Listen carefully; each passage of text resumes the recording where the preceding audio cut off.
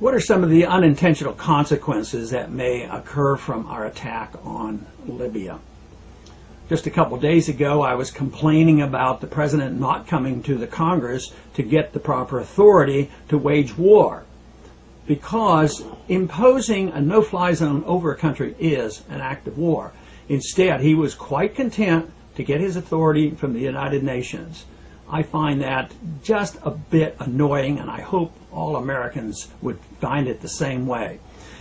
But, you know, to me it's sort of ironic as well, and I don't believe it was coincidental, that this attack occurred on the anniversary of our attack 8 years ago against Iraq.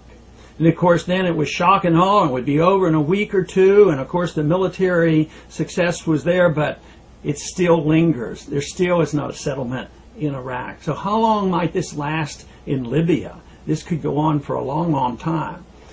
You know, it was said that the United Arab League condoned and encouraged the United States and the other countries to impose this no-fly zone.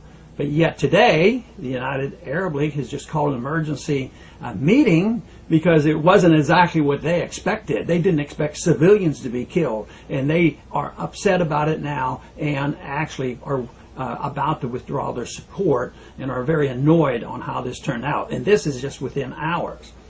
I find it utterly amazing to see that the United States, with this modern, wonderful technology, can take off 3 B-2 bombers from the United States, fly over to a country like Libya, drop 40 bombs, and then fly all the way back. I just wish the ability to perform technologically could be translated into some wise diplomacy at times. It just seems like we concentrate on the militarism and not on the diplomacy. 112 Tomahawk missiles landed on that country. Civilians have been killed. And this will not endear ourselves to the Arab world. There is no way. Even though the British and the French are involved, we will still be blamed and we will be paying most of the bills. But there's a bit of irony here also, because at the same time we're there for our so-called humanitarian reasons, there are other crises going on. You know, our close allies, the Sharia-run government of Saudi Arabia, they're using force to suppress, you know, this dissent in Bahrain. They've literally sent troops into Bahrain. And yet it's the same principle. The people are annoyed with their government, so we would support one illegitimate regime or, you know, ruthless regime. At the same time, we decide the other person has to go. There's no way we can defend Gaddafi as a great leader, but it's also interesting to note that our Secretary of State has decided to put a lot of blame and a lot of concern on the Iranians, which I find awfully interesting, because it just may be that that is the bigger issue, and what is going on in Bahrain might even be a more important issue than the grand bombing and attack on Libya.